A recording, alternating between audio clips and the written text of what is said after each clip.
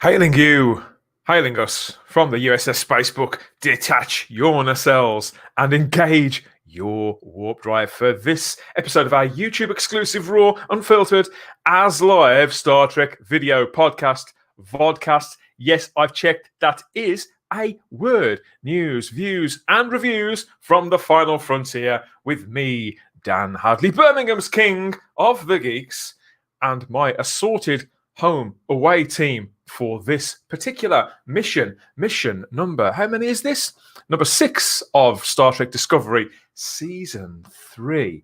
We're holding tight here as this show thrashes us around a virtual bridge of reviews as always. And joining me as ever, who shall I pick out first? This is the bit where they all sort of look up at me from the waiting room, as if to say, "Who's he going to throw into the mix first?"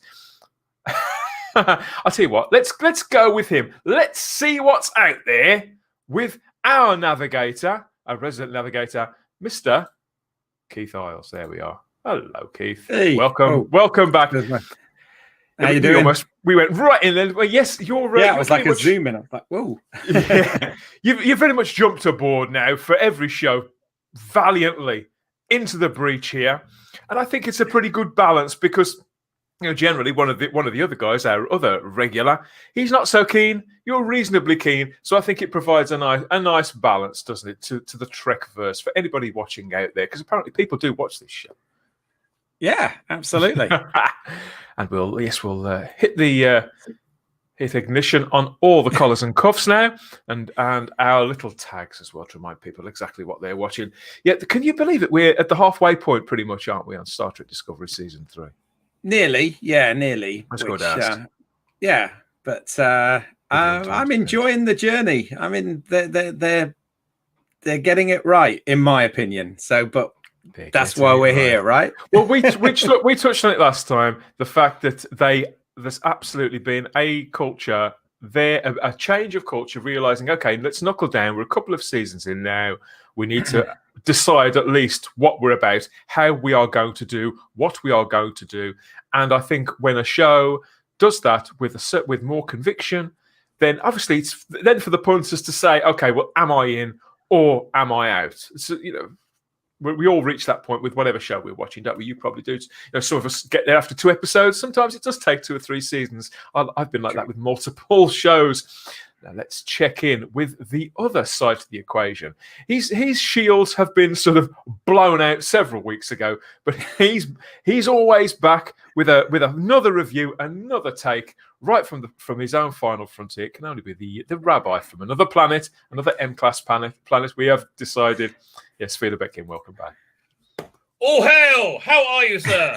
Hail, the Terran Federation. The Terran Federation. They also had the Romulans had the same thing. Oh, so yeah, didn't they? In the original series, when you had the sexy Romulan commander, it was, right? And they were all like, "Oh, hell, Commander S," or whatever her name was, right? Yeah, they were always. I was just enjoying a quick thrashing around my bridge. She cried.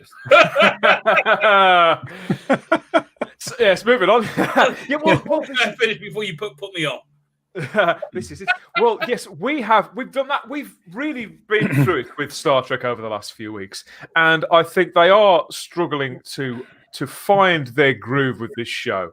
But like I said, at least they've decided on the path that they're taking this time. Yeah, they've rebooted it again. Here we go. This is the 3rd reboot in the last 5 weeks, I suppose. It does feel like a fresh start. I'm sorry?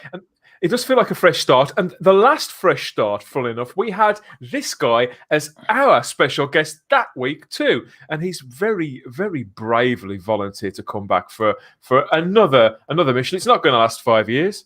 It's just an hour or so. You'll be pleased to know. But yeah, welcome back, Pete Mealy from the Let's See What's Out There podcast. Hey, everybody.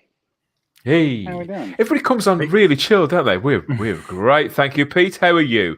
Well, how long's it been? About 3 or 4 weeks, isn't it, since you were last here? Yeah, you know, time is very wibbly wobbly, so I couldn't tell you for sure. Wibbly wobbly. I think you'll find that's another show. But time travel is outlawed in the Star Trek Discovery universe in the 32nd century, as we've recently found out. Yeah, out of curiosity, how do they police that?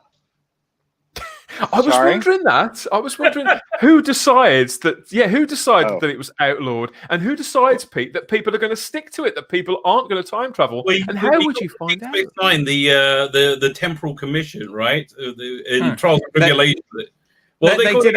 They did have a Discovery episode where a Voyager episode where there was temporal Starfleet temporal police, but I think that was in the 29th century or something, so long before the burn. Before things went downhill. we've all experienced the burn at one time or another, but quick trip to the doctors, that usually sorts that one out. The whole thing. Yes, there's lots and lots of mythology in this episode of Star Trek, I thought, and there's something that I wanted to show you all, because we did touch on it a little bit last week, and obviously there's a few things get pimped out in this show, but we did get a closer look at what the Voyager looks like in the 32nd century, didn't we? Did you guys catch these images? We've got a much closer look there at the Voyager. Oh, right. Very angular. Yeah, it's an extension of the Ralph McQuarrie designs again, isn't it? It's, like you say, pointy, lots of harsh lines and detached bits and bobs. Lovely for the Voyager fans. Are you a Voyager man, Pete? Where do you stand on that particular arm of the franchise? I think Voyager has a lot of problems with it. I really wanted to love it, and I think I only kind of like it. Wow, I want to be clear. You like Discovery more than Voyager? Oh yeah. Wow, that's fascinating. Oh wait, we got to talk about this. I mean, we have to let Discovery play out. Sorry, we have to let Discovery play out, right? I mean, I watched all 7 seasons of. I've watched all 7 seasons of Voyager, and really, I have a real bad taste in my mouth from the last episode of Voyager that I think really brings stuff down for me. Really, that one episode? Listen, Voyager was never. I don't think that Voyager was never the jewel in the Star Trek crown. I know a lot of people love it. For me. It was never like great, but it was like the whole. I mean, look, even in Enterprise, which I thought was their last season, their full season was, I think, by far the strongest, and their last episode was one of the worst things I've ever seen. Like, just yeah, it was bad. But like. That didn't bring down the rest of the series for me, and that was awful. I mean, what did they do in the last episode of Voyager? They got home, and then they dropped Neelix off the week before, didn't they? Yeah. What happened? What happened that was so bad? I think if I'll just interject, sorry there, Pete. From my perspective, the entire episode, the way it was presented, the way the story played out, was just a massive disappointment. It was so dry of spectacle and sense of occasion and of triumph. It felt like, when you go on a trip up and down the motorway and you get home and you just sort of throw your keys down. If you've been away for the weekend, you just stick your bags down. You think, I'll unpack them tomorrow. And then you sort of lie down on the sofa and sort of scratch your bum and then go maybe have a sandwich and go to bed. It was like that. Whereas it should have been a sort of triumphant thing with bunting everywhere at the end of this 7-year journey. With fireworks. Was that the one? There was fireworks in space? Yeah, that was pretty much all you got. Yeah. You didn't get the money. You didn't get the money shot. I didn't mind. As long as they had 7 or 9 on screen, I was fine. But I prefer, on paper, Discovery. I think it's a bolder take on where to go with Star Trek. And Voyager's take was quite bold at the time, but it was a little bit Galactica, and it all went a little bland within 10 weeks. It was like you're watching any old Star Trek show. But I do understand why people love it. Well, let's hear Pete. What his thought was on it, please. Thank you. The question was why I didn't like it, and what I'll say is that the last episode left a real bad taste in my mouth because Janeway for 7 seasons had set this shining star example of what the Federation should be, and then in the last 5 seconds betrays all those ideals just to cut a corner and get home quickly. And I felt like that wasn't true to the character, and it felt like the writers were like, oh crap, we've had 7 seasons. We haven't figured out how we're getting home. We just have to get home. Let's just do Yeah. it. And so that's sort of like that. Very fair. The very fair criticism was and so that hurt me. And I also think that the Discovery ranks above Voyager right now because we have not had to endure any of those holodeck episodes centering around like schlock 1950s serials. Which I like those. Oh my God. I would take another dozen of those over some of the stuff that we've had in Discovery so far. But I do take your point. Over any, even episodes of Discovery which I like. Like I like the Harry Mudd episode. I like that one. I like the casting of Harry Mudd. You know, I like those first 10 episodes generally. I would still watch Bride of Chaotica, whatever it was called, over any of those. No, I was going to say I'm not. I've never been in any Star Trek a big fan of holodeck episodes in general, but what I would have liked to have seen with Voyager, which they didn't take that many risks with it as a network show at the time, but I would have. There are people who disagree strongly with me on this one, but I would have liked to have seen Voyager get home earlier in the final season and have a few episodes towards the end with them dealing with being back and the consequences of some of the things they'd done. I'd have liked to have had the Starfleet briefings, you know, the interrogation type briefings, and I'd have liked to have seen what happened to the crew as they sort of had to adjust back. And we didn't get that with Voyager, but I feel that we're sort of getting that with Discovery. Because I think it would have been fun if they'd have gotten back to if they'd have gotten back to a federation that was not the one that they left. You know, it was 7 years for us, and it was sort of 7 years for them in the end. But if it had been 20 or 30, that could have been quite interesting. I don't know, but I'm happy for the Voyager fans that they've had this tribute in the 20th anniversary year, because there was a generation of people growing up. For them, that was their entry into Star Trek. And even though it looked a little tired to my eyes, and certainly by the end of it, like Pete describes, I mean, it was a series that couldn't wait. It seemed like it just couldn't wait to get off air. So, bundle that last episode, and we're gone, we're off. I don't really know what creatively was going on, whether it was sort of choppy behind the scenes there. But I know that there's a massive section of the Star Trek fans that came in with Voyager. So the fact that they've gone back to the ship and pimped it up there and just gave a little nod, I think that's nice. And same with bringing Janeway back for this animated thing. You know, I think it's quite sweet. It is. I just wish they weren't doing it for an animated show, but hey, it is what it is, right? Listen, I've seen Kate McGrew. You want to see her in animation rather than she's not doing good. Okay, she's not aging gracefully. Look at Pete's face. Honestly, as she gets older, like her neck seems to be like dissolved, like. Let me say some strange political thing. Poor Pete. This needs to be a fair. Like you may have thought, Kate McGrew just guessed it on the show, but no, it was actually me just going. I don't know what's up with that.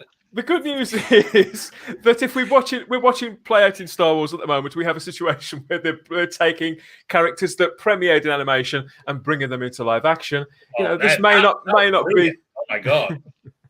So maybe it could work in reverse for Star Trek. Maybe we'll get Mulgrew back. We've already seen Riker in animation. He was awful. He was so much better in Picard. He was the only good thing in Picard, and it was awful in Lower Decks. Like that, and the animation for Riker was like, what? That's supposed to be Riker? Really? How? And they even had, Frank's did the voice for him. I still couldn't work out it was Riker. That was truly awful.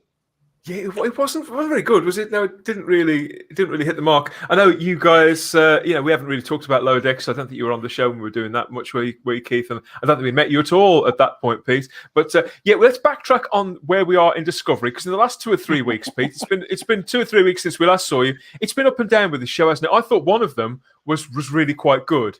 which that was the one where they went to the Trill homeworld. I thought that was quite good. And last week's, again, I felt it all sort of lost shape again. But where have you been with it up to now? Actually, so I think I've been a little bit reversed from you. I think some of the episodes in the last couple of weeks. What was I on for? Was I on for the Earth episode or the one before that? It was the episode where Saru and Tilly went off to the little western town. Second episode. That's the second episode. So I thought the second episode was really good. I thought the third, fourth, and fifth episodes were a little bit of a lull. I felt like the first and second episodes of the season really kicked it up a notch. Third and fourth, fifth episodes settled back down into sort of mid-season, right? You got to get through your stuff. You got to advance the plot, but you're not setting off fireworks every episode. You're not knocking it out of the park. And there was stuff in there that I did not really enjoy. I think some of the plot choices were strange. Like Adira's age, she's supposed to be 16. Yeah, I don't get that either. I don't get that at all. She looks 20, 21 to me easily. Okay, the reason Adira is 16 is that is the demographic they're hoping to get. The idiot child that lives on Twitter, that looks up to the idiot writers that work on Twitter. Although, they actually had a good writer for this episode, even though I didn't think it was a very good episode. She did a few episodes of Battlestar Galactica, and good episodes at that. Oh, I didn't realize I hadn't researched that. But now you've said it, I thought the dialogue in this week's episode was stronger. I mean, one of them. Which one was it? One of them seemed like it was written by a 12-year-old. I think they've been a little bit better the last couple of weeks. But yes, let's get into it. Let's talk about this week's episode. It's called Scavengers, and this is the premise. If you haven't caught up with it yet, or it's left your memory already after receiving a message from that image. I didn't spot. That's really cool. Yeah, it's quite nifty, isn't it? You got the Klingon badges there and various other bits and bobs. I like that. After receiving a message from Book, Burnham and Georgiou embark on a rogue mission to find him. After rejoining the fleet, Discovery and her crew are tasked as rapid responders under Admiral Vance's command. So this is where it's all sort of picking up, really.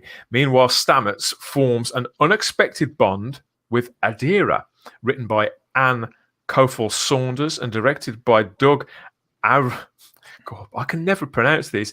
Aronikoska. There we are. Sorry, Doug. That's the best I can manage. Hope you're not too offended by that. But yeah, there was something for everybody in this one. I think it was we were talking about this week's Mandalorian being an actioneer, and I thought this was an actioneer as well. It was breathless, full of spectacle, and I think it had that mid-season feel to it, I suppose, where it's the things that they'd sort of set in the first few, particularly Book, who I've really, really missed Book in the last 2 or 3 weeks. So bringing him back to it, he seems like really well-rounded as a character in one episode compared to the others in 2 and a bit years. So I was pleased to see him back. Wasn't quite so impressed with where they took the story with him. But I've no idea how long he'll be absent again. I really would rather he'd be there every week. But yes, so what do you think about this one, Keith? Am I off the mark for you? It's very sort of blood and thunder, isn't it? This story. Yeah, I mean, Pete and myself recorded our episode yesterday and discussed this in quite a lot of depth. But I felt, although I overall enjoyed this episode, I felt that there were too many plots going on in this, and I think that the let's rescue Book from the planet plot suffered as a result of that. And what I mean there is, I just thought that the mechanics behind the way that they story mechanics, I mean, not literal mechanics, but the mechanics behind the way they rescued him and got everybody out of the it all happened quite easily in the end, didn't it? I just that was the thing. I mean, I really like Anne Kofel Saunders because as the rabbi correctly said, she wrote quite a lot of Battlestar Galactica. She also worked on 24 and Smallville and shows like that. She's a very good writer.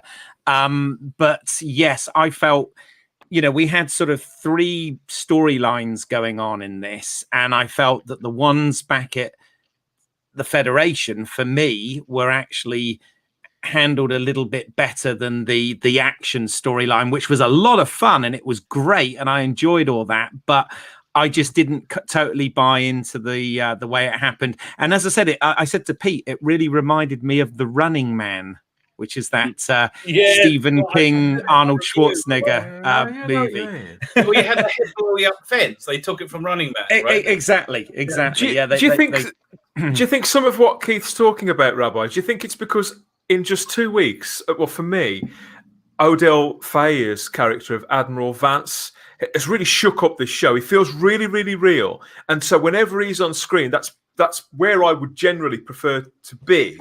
I think they wasted time in this episode with stuff they should never have put into Discovery to start with, i.e. the 16-year-old girl genius and her dead lover, Trill, who they've beloved each other so long and so intently over their 16 years on this planet.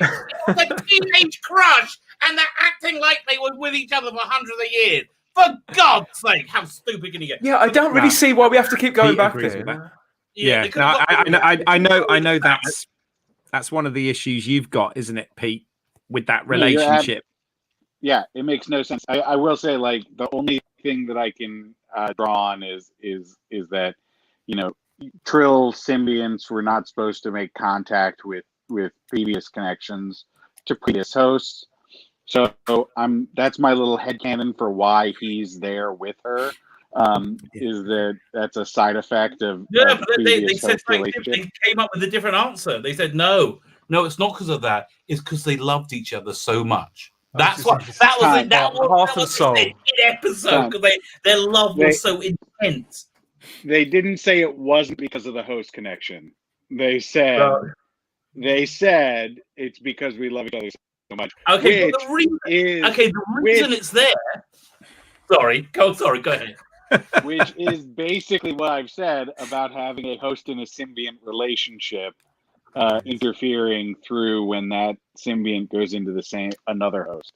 It is that it's a simplification, but those relationships, I think, are the reason.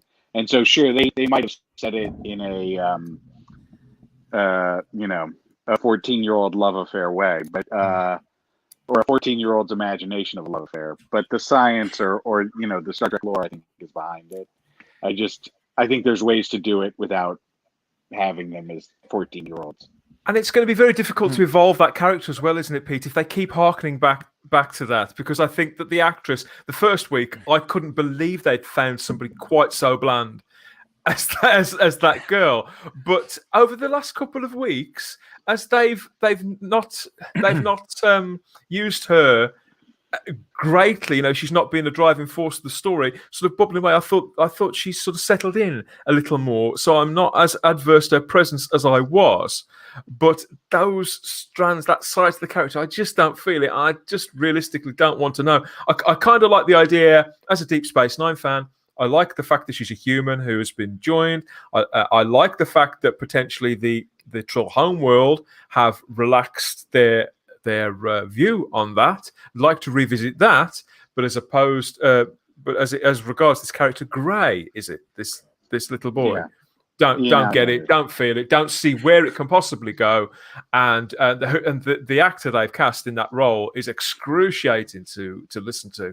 So yeah, please stop doing that. Whatever you're doing, please stop doing it.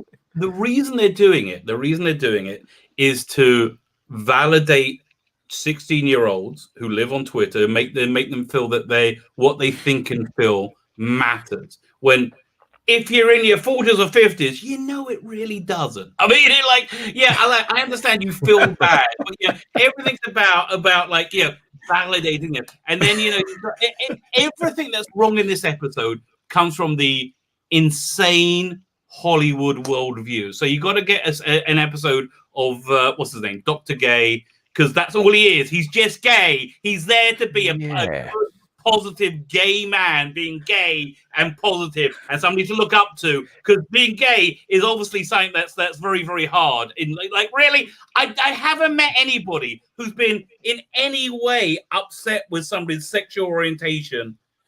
I think since the early 80s. I was just thinking that'd be the mid to late 80s since I was at school. Yeah, no. I mean, it's like I can understand this if it was. I think there's a different attitude towards. I think there's a different attitude towards this in the UK than there is in America, though. So Pete's there saying no. You had a different experience, Pete. Oh yeah. I'm sorry, but a 16-year-old in my daughter's high school was just kicked out of her house because she came out to her parents as gay. That is shocking. Having sexual preference is still something that can get you killed in America. Because honestly, I just don't think the demographics bear that out. I just don't. You mean the demographics? I mean, the actual numbers of it happening in the world. I mean, I think you have more. I think there are more one-legged banjo players which do. I mean, I think there are more one-legged banjo players in America than there are white supremacists. That's what I really agree with that. No. Statistics kind of says the same thing. There are, and listen, I'm not denying the existence of one-legged banjo players. I know they exist. I'm not saying they're not real. The one-legged band, but I don't think they're a very big force in Western civilization. You know, are you in a domestic? And yes, I lived there for 15 bloody years. And I don't know anywhere that you could walk around going, I don't like gay people. Oh, that person's skin's black. I like that. No, anywhere you will do that, you'll get your ass kicked for good bloody reason, because you're Rabbi, is there a difference, though, excuse me, is there a difference, though, Rabbi, between a social situation like that, like say where people would be pointed out on the street and vilified in public, and what goes on behind closed doors domestically? I think that's the difference that Pete is sort of pointing to here. Somebody rejected by their own family. Yeah, because I don't know. I mean, I was quite shocked by Pete saying that. And there's you don't know what's going on with that situation that you said. It might it might be 100% accurate. There may be 100 other factors going on. I just don't think. Listen, I'm a rabbi, which means I'm an Old Testament Bible thumping creationist, right? Genuinely, I believe God. I believe in all of that. And I have gay friends, for God's sake, because it's not my business. And it's like, and to judge somebody purely on their sexual orientation is wrong. Is just wrong and stupid and insane. And it's something that we shouldn't be doing, and certainly shouldn't be encouraging. Would you say it's wrong to judge somebody just based on their appearance then? Of course it is. Why did you then judge Kate Mulgrew based on her neck, saying that she could not be in He wasn't judging her. He wasn't judging her. He was taking the piss out of her. No. But like that's the same thing. Entirety of my critique. It wasn't. I said she's looking a bit weird and she's bonkers. She keeps saying bonkers bloody stuff. I was talking about her character, where she kept going, I think we should have people should be free open borders or whatever crazy crap that comes out of her mouth. And that's not to do with her neck vanishing. It's to do with her brain leaking out of her ears, because she's a bloody actress and they live in this bubble where somebody, I don't know why, somebody has told actors that their opinions matter. They don't. They do not matter. Which I think leads us nicely into Wilson Cruz, who plays Dr. Culber in this. Wilson, give it a rest, please. In this, though, we do get to see something I really loved about season 1 was the relationship between Dr. Culber and Stamets. So I thought it was delightful. Yeah, I actually agree with you with that as well. I thought that was very authentic. Yes. Yeah. I love seeing. I don't, straight or gay doesn't bother me. I just like the idea of a couple being on a starship. I don't think it was something that we've seen really since O'Brien and Keiko. But we, obviously that moved to the station pretty quickly, and it was a much more domestic environment. So the fact that they were on a starship and they were at kind of almost at not professional odds, but they would bring those discussions into their living situation as well. And moments like this, it just seems like the most natural thing in the world. I'm not a big fan of Wilson Cruz. I talked about him a few weeks ago. I think his performance in this was also fairly awful. But Anthony Rapp is just think Anthony Rapp is a class act. Love this guy, and I think he brings out the best in Wilson Cruz. So I really like that moment. But I think the problem with their relationship right now is it's so unbelievably idealized that it's a little. Yeah. It's ridiculous, right? They're not real, but they're not relatable real human beings because they have to be perfect. Why do they have to be perfect? Because they happen to like putting their penises in each other's bodies, right? Which is fine. I don't really mind that's what they want to do with their life. Cool. But like wanting to put your dick in somebody's ass doesn't make you a freaking saint. They were back in season 1. They weren't quite so perfect, though, were they? And I just want to say bottoms are people too as well. I wasn't just going for one way. Do you think they're trying to compensate by the fact that they mistreated both of these characters really quite badly for a year or so to give us them at these gentle moments as being a very positive? I agree with you. It is quite idealized, but at least it's positive. At least it's responding to social media outrage. I think you could be right. You had a gay man and you killed him. Oh, heaven forbids me. Oh no! But Rabbi, these are. You don't understand. Nothing bad can happen to him because he's gay. But what the hell? These are really quite. They're some of the most human scenes of the entire series, I suppose. And whilst they are humanizing Michael Burnham, we're seeing a lot more layer to that character, which is taxing Sonequa Martin Green. Well, I feel I'm not really sure how she's responding. I think she's generally responding to it quite well as well. So I think they're reaching into all of the characters to one degree or another in a way that they haven't done for a long time. And where are we? Yes, no, that's not the picture I want. Let's find the picture I want. Yes, this is the one. Yes, so particularly Tilly. Tilly is another character that I felt, Peter, again, I love Tilly in season 1. I thought she was very well crafted. I mean, Mary Weissman's portrayal can sometimes be a little irritating, but I think on paper, I think she's a strong character, and you know what she's about. And again, she was absent for almost all of season 2, and I feel like I'm getting familiar with this character again. So that was quite nice. Struggling a bit with the fact that they all seem to know and love this cat so much when we've barely seen it, but okay, I get it, that's fine. Another thing that we get in this episode I wanted to talk about is the interior refit of the Discovery with all this new what would you call it, 3D printer style technology. We saw some of this. We get this in Book's ship as well, don't we? The fact that they've refitted all the tech like this inside. How do you feel about this thing, Keith? I mean, was that something you were expecting? And does it work? Can it take us somewhere interesting? What do you think? Yeah, I mean, I think it makes sense as an evolution to have the programmable matter, as they're calling it. There, it's also it's going to serve in the fleet. It's quite a nice visual as well. Watching that, from a VFX point of view, it's quite nice. Also, the fact that they'd integrated more technology into the comm badges. Felt like a natural evolution as well, because we'd seen it go from being a communicator in the sort of next gen era to now incorporating a tricorder and a pad and being a personal transporter, all of these things, so that all sort of felt organic and made sense, I think, because that's the way that these things are evolving, isn't it, Keith? So it's exactly. It's like the smart. It's like the smartphone. Loads of devices that we have now are designed to, miniaturization and do more things from one device. So I think it kind of it brings the show into the 32nd century within the fiction, but also from a consumer's point of view, it brings the show into the 21st century for us as well. And it doesn't. One thing I like about it as well is that it doesn't necessarily give the writers an easy get out. It just means that rather than it's all physical business. So it just means that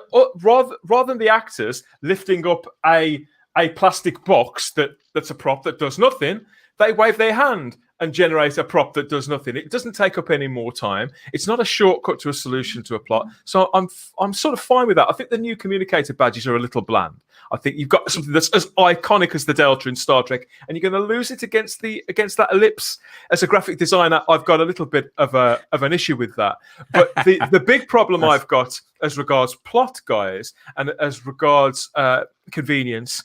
Pete, how do you feel about the personal transporter, where people can appear and reappear in the blink of an eye anywhere? To me, that's a bit of a cop out, and it could be dramatically something that writers use just to click of the fingers. They're out of a problem. What do you think? Yeah, I was waiting for Linus to show up in the middle of that scene between Culber and Stamets, because the personal transporter does seem strange. It also it doesn't seem like that much of a difference between stuff we've seen in Next Generation. Basically, whenever you needed to get transported out, you could get transported out, and whenever we needed you not to be able to be transported out, you weren't able to be transported. Right. So for plot reasons, yeah. And so I'm sure that there's going to be ion storms that need the personal transporter whenever there needs to be an ion storm. Right. I just the overall thing with the updated tech, I think, is that they've written themselves out of that hole where Discovery looked so advanced when it was supposed to be, 5 years before the original series. So they've just they've wiped that slate clean. Let's move on. Do you view that as an acceptance, Pete, of the criticism against the show on those grounds, or is it just that they've come at it creatively and thought that this is what would help them? I think it could go either way, and without somebody saying one way or the other, like it doesn't. I don't know. I really don't know. Yeah, I don't know. It doesn't stick in my teeth the way that other writing decisions do, because it works for me linearly. I was fine with all that. I thought it was quite interesting, and I like the idea that we can see the crew members from all those centuries earlier adjusting to new tech. I think it could humanize them quite well and be quite charming. I'd like to spend a bit more time. Really annoying thing with that, when Saru's giving his log at the beginning, they're saying they're integrating into the future, and of course it's being overseen by who else? By Michael Burnham. Like, what? Why is she in charge of everything? I suppose she's the science officer. Science officer. Well, actually, though, would they give it to the engineer instead? Maybe the ship's counselor. Yeah. Maybe anybody else. She's a bit busy being stunning and brave. I mean, honestly, is there anything that can you imagine if Riker was in charge of everything? Like Riker, she basically Riker, Data, and Picard rolled into one and pretending to be humble by being the second in command when she's really not. It's boring. Whilst I was on board with all of that, and that's something I hadn't thought about, Rabbi. In fact, I don't think they've really got a counselor on this ship. I think Dr. Culber's sort of dipping into that role a little bit, isn't he? Yeah. But yeah, so I was quite excited about that. You had something to add there, Pete? Oh no, Keith. Sorry. What about the? Did you have something you wanted to add? I thought I'd cut over you there. Not special. I mean, okay. I think, and maybe we should do it towards the end of this. But I think something interesting's come out here about opinions. I think, and what Hollywood is doing, and I think we can maybe dig into that, but I don't want to take us away from your plan. Remind me in the show, yeah. Well, yeah, exactly. Yeah, where I was going to go next was, this was the moment which sort of dropped my jaw a little bit, which I didn't really see coming. Was this? You saw, I flashed this up earlier on. Not only does the inside of the Discovery get a refit, a pimp, so does the exterior. And we see them detach the nacelles to fit in with the 32nd century era vessels there, and introduce other sort of gaping areas. They change some bulbs here and there, don't they? And they give the ship a whole sort of respray, even adding the prefix A to the 1301 serial number. Now, the serial number thing that surprised me because obviously this is the same ship. So I think the thinking is that the Discovery was thought to be destroyed and struck on out of service. Now it's back in service. Technically, it is a new ship, but that probably should have been part of the plot. Honestly, it just seems very cosmetic, and I really didn't care. Like, actually, yeah. See, actually, I kind of like that you said that, Dan, because the A suffix on the registry number was something that actually bothered me a little bit for that very reason, because I was thinking, hold on a second, it's normally if the ship's being we've only seen it in the case of the Enterprise, really, but it's when the ship is not being refitted but being replaced with a new one. And I quite like that from a sort of headcanon point of view now. That it's like, well, it was presumed destroyed, in 2258, so it's essentially a new ship now. So let's give it that. Doesn't necessarily. It's not necessarily that the ship has, because it's not necessarily that the ship has to be destroyed. It just has to be decommissioned, Pete. Oh. I've gone too geeky. They didn't think about it. This is done by people who have a vague recollection and understanding of Star Trek, right? Let's do a Picard series. Well, what happened in Next Generation? Well, there was that robot guy. Oh, they must have been best friends, right? That's the basic level of Star Trek, which is okay if they were making a great show at the same time, but they're really not. I mean, but like they're like, oh, they put the A on the end of the Enterprise. Let's do that. It's just that's what it strikes me as. It's like a clueless stumbling to try and be Star Trek-y by people who haven't a clue of what they're doing. See, for me, I've spoken before about one of the things that I like about Discovery, and that sort of held my interest really, is the idea, the general principle, the premise, which is headcanon for me, really, Pete, because I don't think they've ever really done this on screen. I like the idea of a Black Ops starship that can go anywhere and everywhere with this experimental technology. It's all a little bit safe, though. It's all gone rogue. Section 31 don't approve, the Federation don't approve, and the crew themselves are just sort of thrown around by it. And as a designer, as somebody who looks at these things and does notice, and sometimes it does sort of piss me off a little bit, I'd sort of latched on over the last couple of seasons. The thing that I really liked, the one thing that I felt they got absolutely correct about Star Trek Discovery was the Discovery herself. I think that Ralph McQuarrie's original design and that link back to the mid to late 70s, I thought it was beautifully updated. And I love the fact that it was sort of bronzed and looked like it had been around a fair bit, looked like it was slightly outdated and a bit clunky. And I just think that they've really dropped what was a unique selling point now of this show. And this restart of being in the 32nd century, I love the idea of by this point, a ship that was literally an antique from the outside, but inside had this spore drive and this technology, which whilst it could be messed with and adapted, could save the Federation and sort of bring about a new start for intergalactic travel. But the part of the charm for me was the fact that the ship looked dilapidated from the outside, just like the Scorpio in that final season of Blake 7, for example. Just looks like a planet-hopping freighter. Inside, it's got all this mad shit that they've nicked from everywhere else to try and beat the Federation. Love that. So I think even though I think that looks striking, the effects work on Discovery is always beautiful. I think they have shot themselves in the foot with this. It looks a bit bland. The problem is they fired Brian Fuller, and all these good ideas went with him, right? That was clearly one of his ideas. You know how it was clearly one of his ideas? It was a good one. When I first saw that, I saw it as the Star Trek Phase 2 design, freaking loved it, right? And it did again. But they got rid of Brian Fuller, who understood and liked Star Trek, and they replaced him with, I don't know, a collection of people who were like, let's... Yeah, it kind of reminds. Remember that Simpsons when they wanted to add in a new character to Itchy and Scratchy? Like, let's call him Poochie. right? And they said, I guess we'll call him Poochie, right? It seems to be that's what the writers' room is like for this. Like, yeah, okay, whatever. I mean, stuff like this doesn't make or break a show. Don't get me wrong.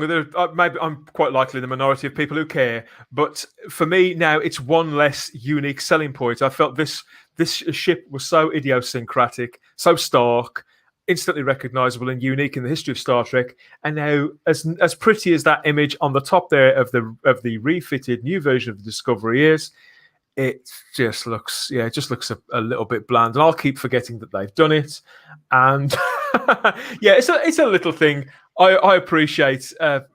Pete, what do you think? Am I being oversensitive here? No, I think everyone has their own, their own areas that interest them, and so all the more credit to you. I've never really cared about ship design. I know some people get really into it. I love it. Yeah. On our podcast, we had Eddie Wills on, who just could talk about starship design nonstop. And I just go with it. Like, I don't get why they have to have detached nacelles. It makes no difference to me. Yeah. And their sort of their quick explanation that it's easier for maneuverability. I'm like, how does that work?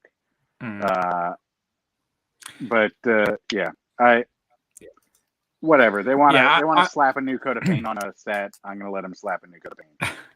Right. Yeah. I'm kind of with you on this one, Dan, in so much as the design. I mean, it's funny, me and Pete, this is why I chuckled earlier when you said about the comm badge looking a bit bland, because that's one of the conversations that we recorded yesterday. But no, with regards to the Discovery itself, I kind of think on the inside, the consoles and the updates they made to the actual user interface made sense. Yeah, I like that. But I'm with you. I could have kind of done without the detached warp nacelles and the changes on the outside, because you're right, that Macquarie design looked great.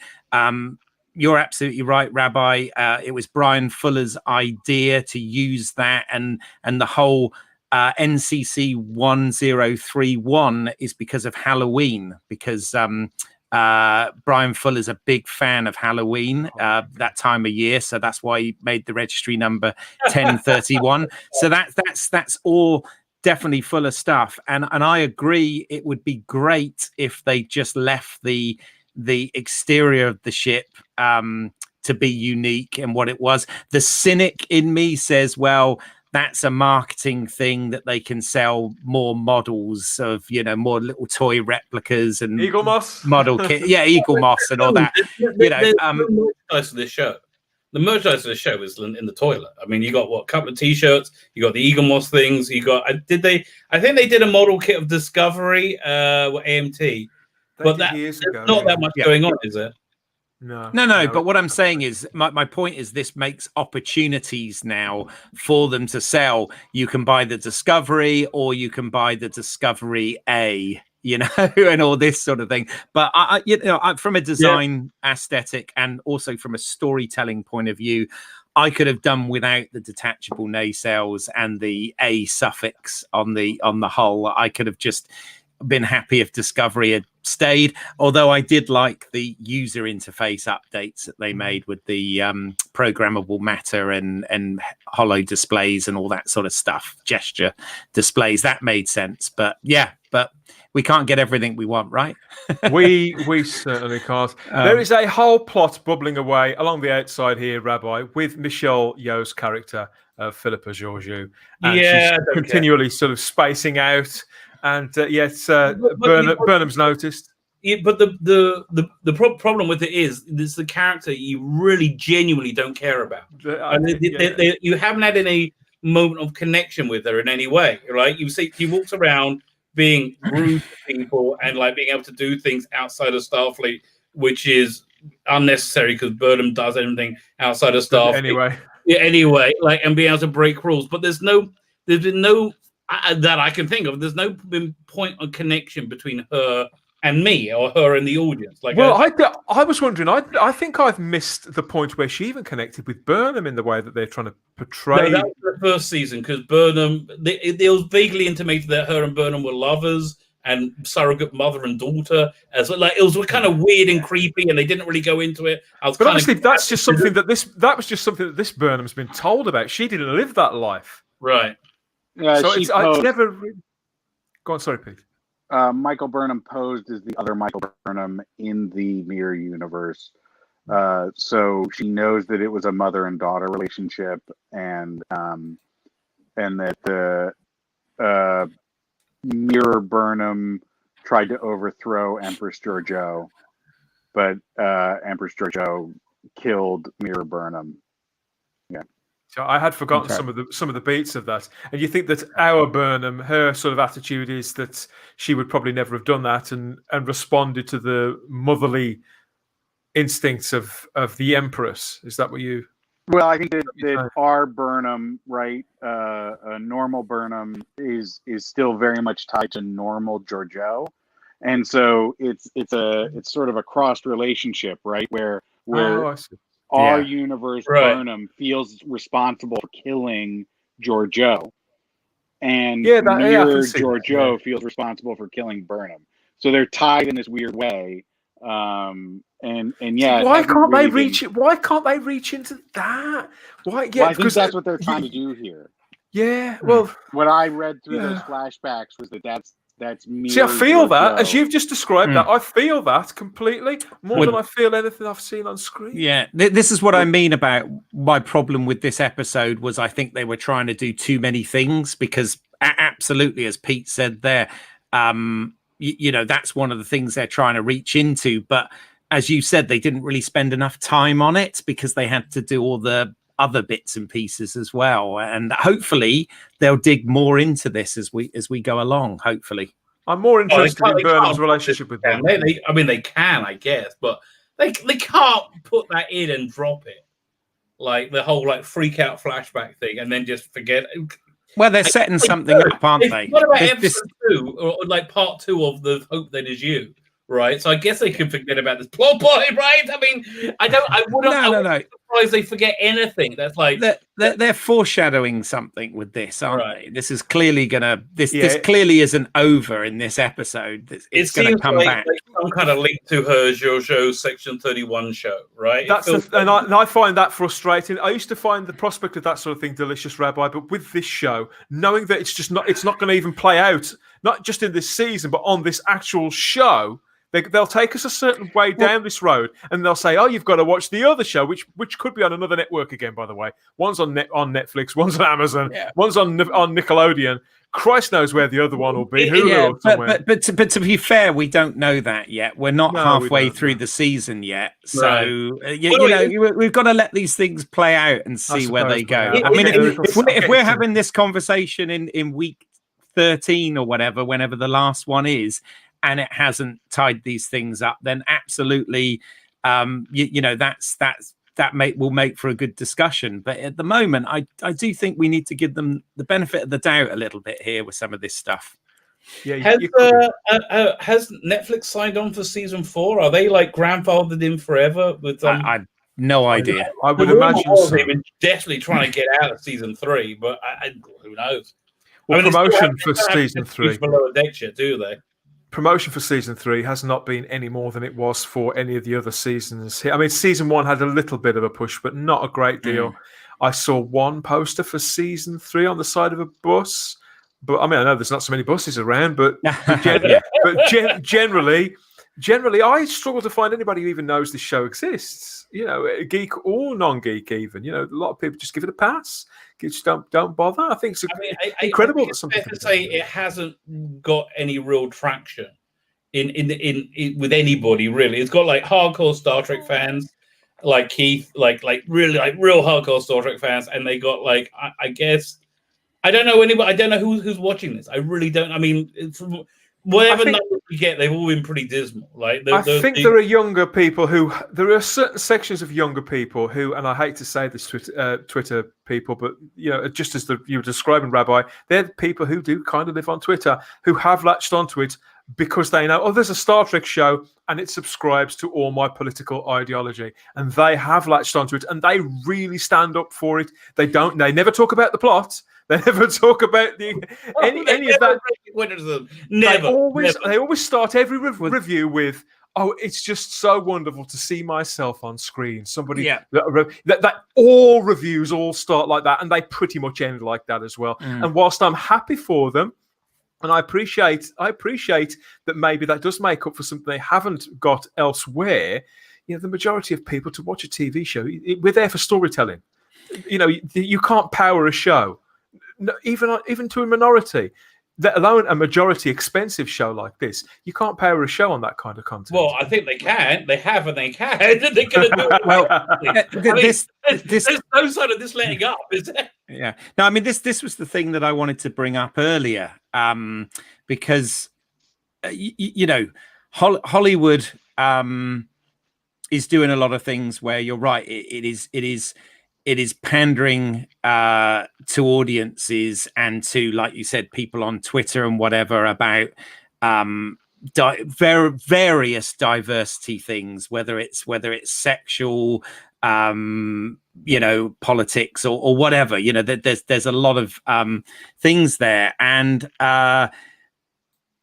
what I find interesting, what Pete started saying earlier when we were talking about that is maybe the perception in the US about these issues are very different to how we see it in the UK. And I don't know, I'm just kind of interested in that because I mean, I know people who have left this show because they feel it's too much pushing an ideology and an agenda and all this sort of thing.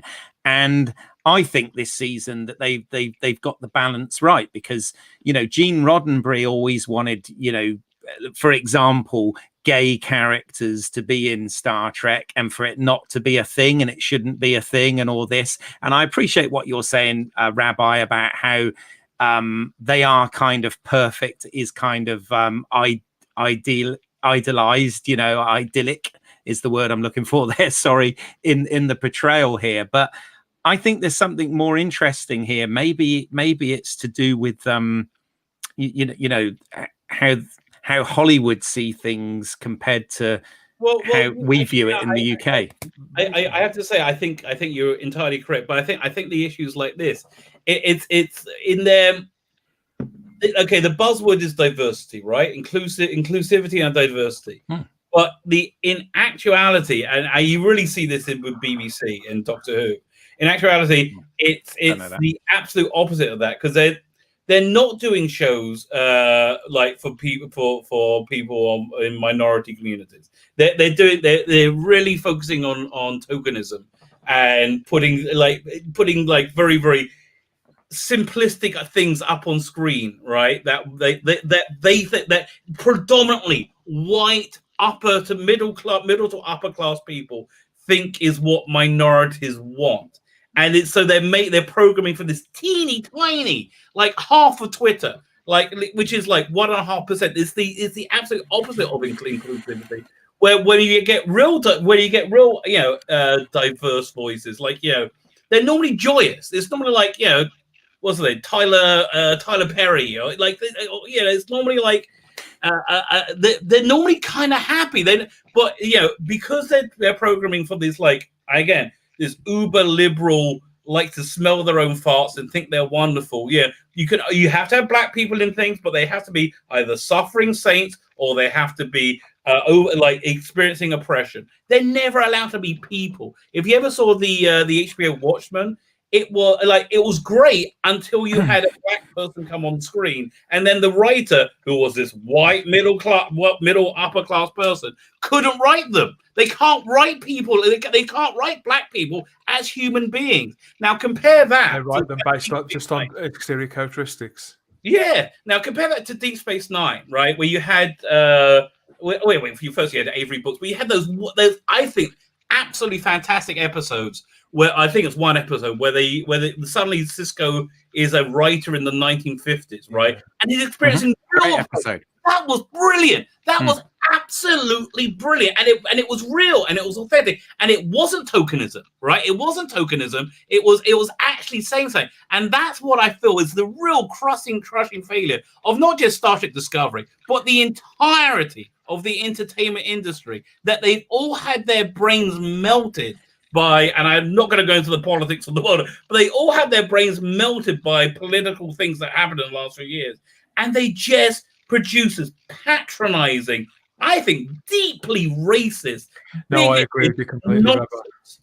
When I look back at Ben Sisko, who was for me, he's my personal hero out of all the Star Trek captains. When I look back at Ben Sisko, what do I think? I think about somebody who's great at their job. I think about somebody who's courageous and very, very human and very trusting. Somebody who's gentle but has this sort of, when he's going to be firm, he is firm. But more than anything else, I think of what a positive father he was, a family man, a dedicated husband, all these fantastic characteristics, how he handled the whole Castor Yates plotline. It's obviously a lot of it is down to the actor who can bring that to the front, but the character was written like that. He wasn't just written as, this is the black one. It was never written like that. It was never put like that. And I think that, and personally, I don't get that. I don't get that from Book either. I was going to say, one of the reasons why I was so excited by this character. He feels a bit more real, Rabbi. Honestly, I think it's down to the performance. I haven't seen him in anything else. Maybe. I think it's probably a cut above his acting talent's probably a cut above. There's one thing I really hated that he did this week, though. A couple of things. That when Burnham shows up in with the Jojo in his crappy ship, I hate that ship that he has. Like, so do I. All the guards. He does this like Burnham-esque, like, I'm like, oh god, no. It's like people. He turned into a cheerleader all of a sudden, didn't he? He's changing. Right. This character is changing already. He's gone from this sort of alpha male kind of Avon from Lake Seven kind to a bit of a simp. Yeah, I mean, I was expecting you guys to actually say about him in this episode, and I was ready to say that I disagree, but you haven't actually said it. Is I was thinking you were going to say he was emasculated in this episode because he was rescued by Burnham, and that's one of the few ways he wasn't emasculated. Right? Okay. Because I don't feel that. Those things you're saying, I don't feel that this has been written or handled like that. No, at all. I think that this is again. You got like Dr. Gay, who's just designed to be gay and not really much else. I don't really get much more of his character other than he's gay.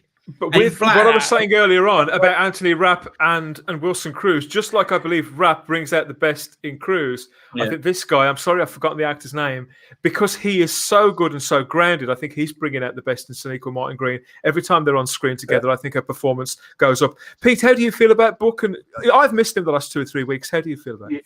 Yeah, I've missed him a lot. I think that they're actually building up a different show as well here, where Burnham and Book go off and have their own adventures separate from Discovery. I'd be more interested in that, I think. Yeah, it's how it feels to me. Like they're separating Burnham from the crew, and I'm all in. I love the Book character. I love that cat, and I just want to see. I want to see.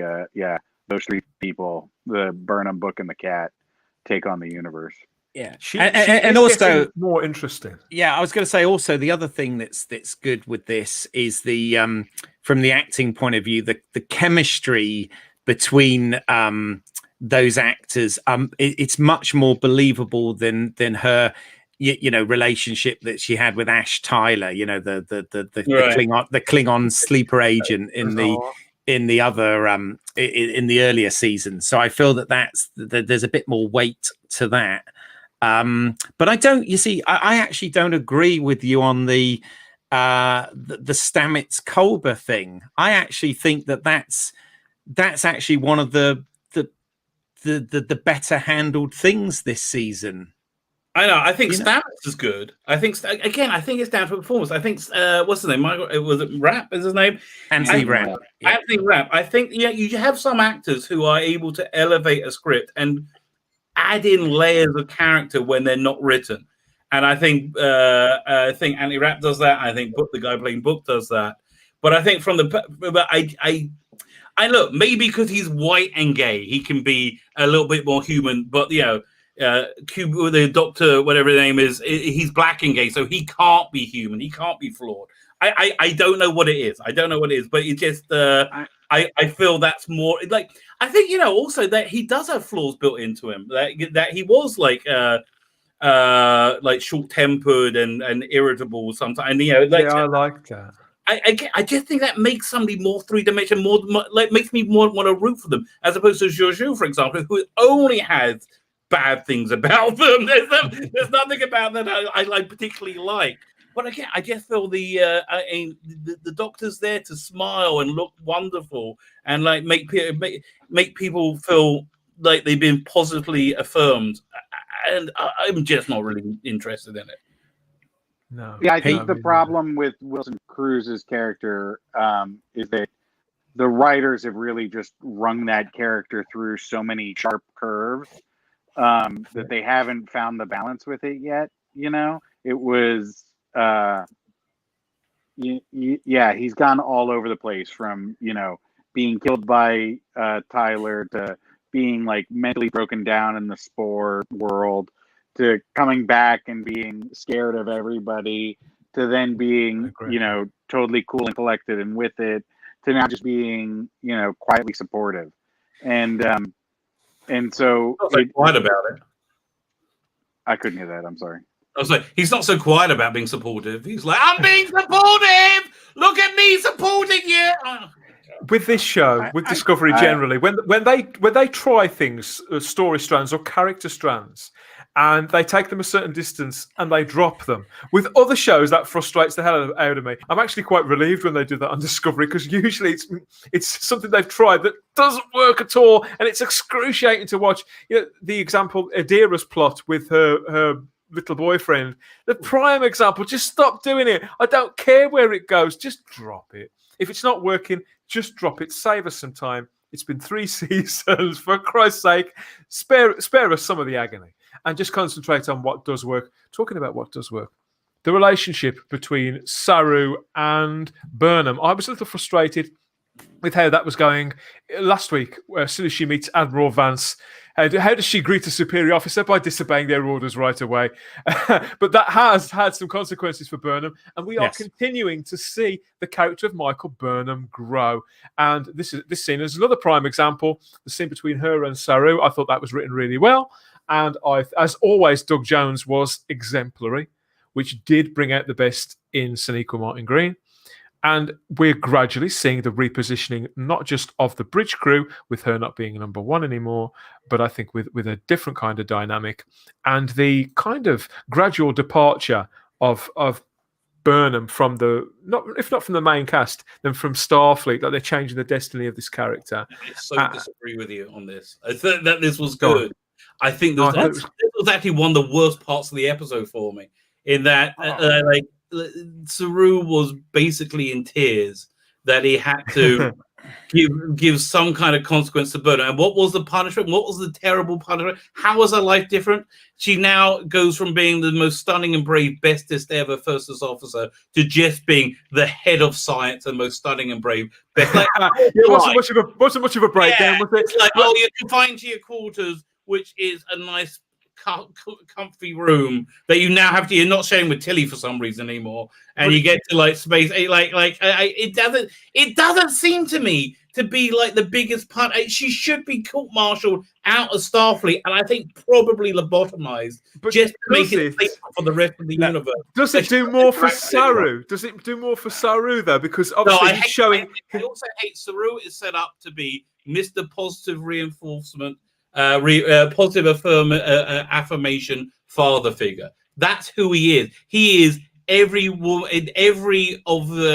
girl's fantasy father figure that lifts them up whenever they feel down. That's what he's there to be. He's not commanding in any way, shape, or form. And the proof and doesn't even punish bad behavior. Yeah, like to any real effective degree. I do see what you mean. Why he's crying that he demotes or sideways promotes Burnham. Why he's crying? She then says, "You did the right thing," and he's like, "Oh, you're so great." Yeah. And then, but she doesn't even call him captain. Calls him Saru. Call him bloody captain. He earned that rank. But it's moments like that where they couldn't not give Burnham the last line. Her saying, "You're doing the right thing." He fucking knows he's doing the right thing. He's the captain.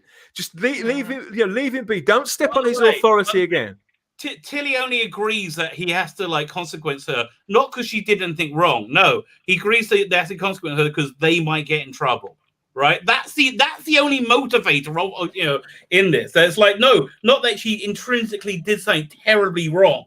It's that's quite pure. At least that is a pure thing that we've all felt at some point, isn't it? Pete, where do you stand on the dynamics of this crew now? I mean, are we again looking too deeply into this, or should we wait it out? I think people are bringing a lot of other baggage into the conversation, right? And a lot of other feelings, because when I just look at it, does get borne out though. But when I'm watching Saru, I'm thinking back to previous seasons of Saru where he was decisive and made decisions that went against Burnham, and he stood up for himself. And I think that when we had that episode where they were on Earth, what Saru said to Burnham was, "Hey, I'm going to try to work with you here, but I need you to work with me." And I think with the species that he is and the backstory that they built on that, it's not standard, it's different, but it works for me. And it's actually I loved that scene because I thought it was a good transition or building on the scene from Earth that I referenced, because they said in that scene, like, "Hey, we got to trust each other." And right now we're just we're pretending that we trust each other and it's working, but we actually have to trust each other for this to work. And then in this episode, what you saw him was saying, like, "Hey, you don't trust me. I can't trust you. We can't work like this. We've got to change everything. So you're out. We're gonna figure something else out." Yeah. And I did not take it. Is she out? No, she's had to change it. There's nothing happened to her. No, she's no longer second in command. I think it means out of the circle of trust. Yeah. If she gives an order, it's gonna be followed. Effectively speaking, it made no difference. And if she countermarched, she said, "Listen, we got to go and steal the ship and go and get some groceries because we need milk. Damn it, we need. I know we got to go and get and save the Federation, but we need to get milk because I want some tea and I like milk in my tea."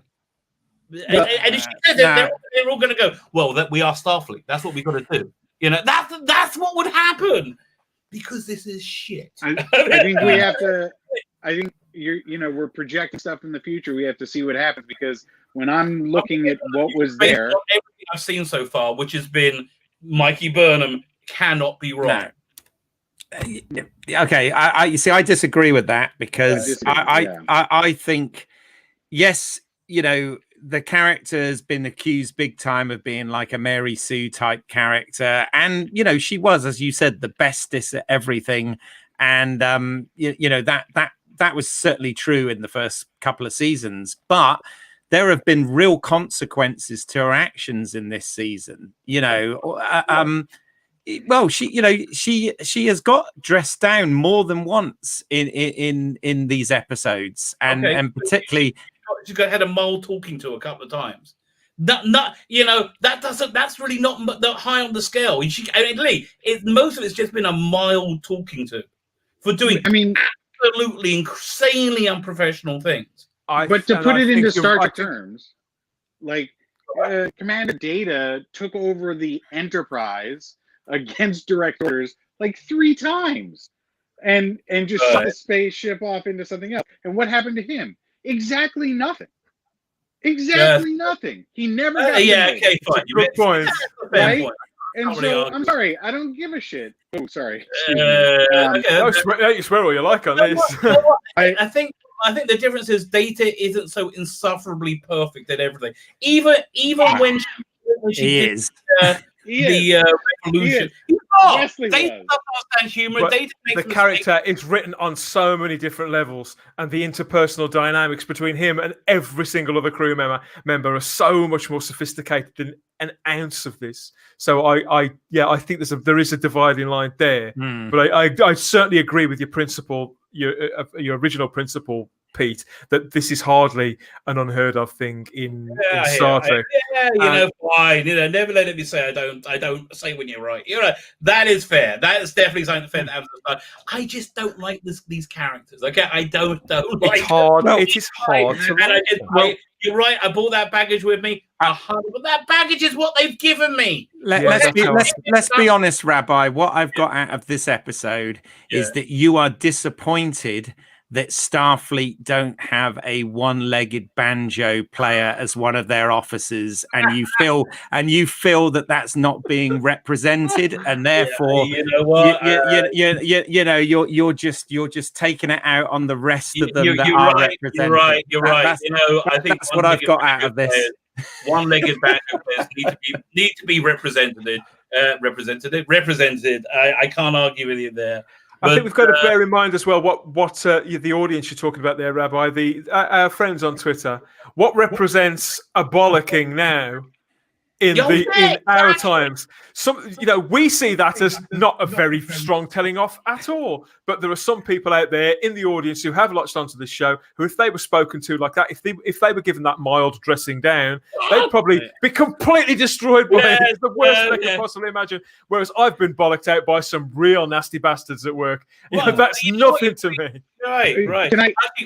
There's one thing we haven't touched on here, but here, go ahead, Pete. You go first. Sorry. So what I'm going to say is that I agree. She wasn't like torn a new rear end, but what she did get in this episode was somebody who is her family, like closing her down. And so you complain about the emotional connections, but for me that whole scene was very emotional and worked for me on an interpersonal level, because sure, it wasn't a devastating shouting match, but it was somebody saying like, hey, we just crossed 1,000 years for each other, and I can't trust you anymore. I can't put my faith in you. Right. But is he still trust her enough to be the chief science officer? I mean, maybe. I mean, keep in mind, she was a criminal ensign of like at the beginning of this mission, wasn't she? I don't understand how she's like suddenly was she ever the chief science? Maybe she should be busted down to being in the lower decks. Maybe she shouldn't have that big cushy room all to herself. Maybe she should be grounded for 6 months. Maybe she should be put in a brig in Starfleet for 6 months. Maybe that actually happen. Maybe she will be. I think the emotional consequences far outweigh any sort of physical punishment. And that's why I hate this show. That's why I hate this show. The emotional consequences.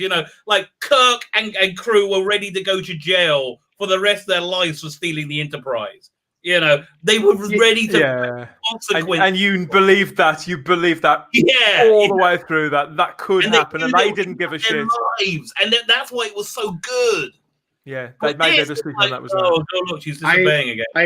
I just in counterpoint to that, my favorite part of any Kirk and Spock or the original series interaction is at Spock's funeral when Kirk says he was my friend.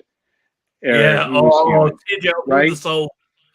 And that's just an emotional connection. And sure, it was a funeral. It was a funeral for his bloody friend. That he didn't just steal a ship and display orders when they just arrived in this unknown future, and everyone's like, "Who are you again? What? You who? And I don't trust you. You have a spore drive? What? The lithium? All these people are not on solid ground." And she's like, "Yeah, By the way, something we really haven't looked at. It took Bookship 3 weeks to get there from frat boy, Orion, right? Which is just good. It took his ship 3 weeks to get there, right? because things move slower post burn. She was overpowered by his place in 20 minutes. I don't understand. How does the physics of this freaking stupidity work? Can you go faster? Can you not? Oh, you actually have an answer. Yeah, I do. Okay, good. The ship was. It didn't take 3 weeks for the ship to get there. The ship left after a certain point when Book hadn't shown up for 3 weeks, and that's when it went. I thought they hadn't showed up for 1 day, and it took them 3 weeks to get there. Or is it 1 day?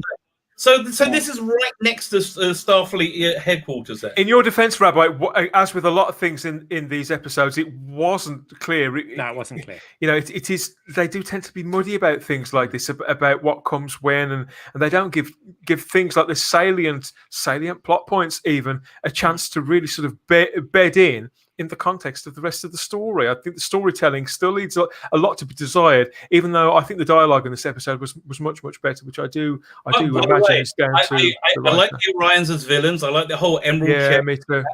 There are sprinklings of good things in this, but it's sprinkled in my opinion, it's just sprinkled in a pool of diarrhea, and you know what I also enjoyed? Ow, I don't know. There's you know what I also enjoyed, Rabbi, as a Doctor Who fan, as a fan of Terry Nation's writing generally and sci-fi, the history of sci-fi, I always appreciate a good clay pit or quarry and a nice Labour camp scene. I think that's very Terry Nation, very Blake 7, and we get a bloody good one in here. And cheap to film as well. They don't have to build it. Yeah, it's good to see Star Trek slumming it with our British shows like that. And the fact that nuts and bolts are still perfectly serviceable 800 years in the I do like how they made Brett Kavanaugh essentially the villain of the episode, right? Remember the guy who was nominated to the Supreme Court? This guy who apparently was the greatest, nicest family man ever. And they said, oh, no, he's a multiple rapist frat boy. He's essentially this character. That villain, he's essentially the guy they painted him to I've heard the name, but I don't really know who Brett Kavanaugh is. So I'll go and look at it. You've got a way oversimplification there. Yeah. Well, I'll tell you what. Oversimplification. Yeah. I'll go and Google Brett Kavanaugh, and we can talk about that another time when we come back. But yeah, for now, I think that does wrap us up with Scavengers. I'm a bit more on board with Discovery now. I'm enjoying this more than I was back at the end of season 2. I was pretty much at rock bottom there. I'm glad that I have stuck with the show. I'm certainly glad I've stuck with this show with Warp Drive here on the Space. Please like the video, subscribe to the channel. You don't want to miss the rest of the season, and you share along to all your Trekker friends and say, I can't believe what these guys are saying. Please do that if you like. Chuck us a like. But yeah, I'm looking forward to seeing how the rest is going to play out, for better or worse, Keith.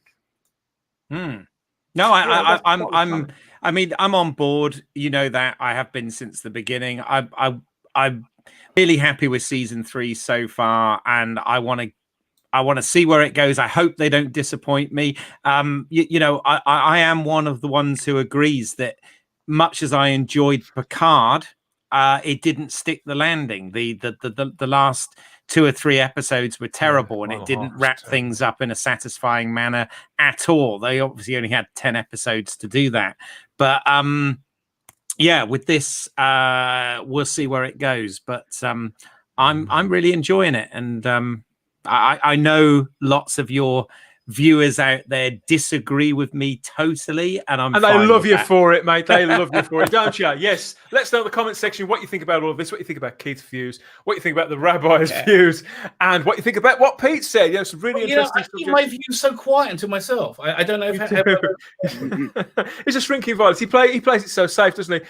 Pete, you want to tell us about? Let's see what's out there. What's coming up next on that show, and where can people hear that? Yeah, we're available on all good podcasting apps. We've got week-by-week reviews of Star Trek Discovery. We also have a side podcast, Let's See What's Out There, also, where we talk about other fun things. We just released a great episode about Flash Gordon and the 40th anniversary of that movie, and John Walsh wrote an amazing book about it. So check that out. And we have another side podcast called Let's See What's Out There Plus, where Keith and our friend Ryan are running through The Mandalorian. So check those podcasts out wherever fine podcasts are sold. Is that Ryan Holloway who was on the stream that I did yesterday? It is indeed, yes. Yeah. Okay. Yeah, so he's part of the family now. he does the Let's See What's Out There Plus. So yeah. There we go. Fantastic. So what's going on with you this week, Rabbi? We've got the 57th anniversary of Doctor Who, of course. Oh, far more important than that. Far more important than that. The sign up for my Indiegogo has opened up. So hopefully you're going to. I'll pop it on screen. You're not going to want to miss this. This is seeing is believing. I can promise you. So there you go. Hopefully it's going to be in the video notes. The sign up to my Indiegogo. So there are two fantastic graphic novels you can buy. If you join the mailing list, you get four. You get a choice of any one of four of what I like to call For the Male Gaze. For the Male Gaze art cards. They're very, very tasteful. Now these art cards, the brief I gave the artist is this: I want you to produce my genre-related 13-year-old masturbatory fantasies. My genre-related 13-year-old masturbatory fantasies, which he's done with incredible plum. We have we have James Bond. Oh, by the way, the title's for fantastic. The James Bond card is called Keeping the British End Up. You got Judge Anderson from Judge Dredd, and if you're into a little bit of Space 1999, you got that as well. Anyway, go. Hopefully it's in the notes. Keith lost it. Go click the link. Pete has not lost it. Peter's like, what the hell? How am I with these disgusting human beings? I shouldn't tar you with the same brush as me. Go click the notes, click the video notes, and hopefully you'll go to the link. Add your name to the mailing list, and you will be updated with the fun and frolics of my Indiegogo campaign. Probably launching the next couple of weeks. Thank you very much. Well, I did ask, didn't I?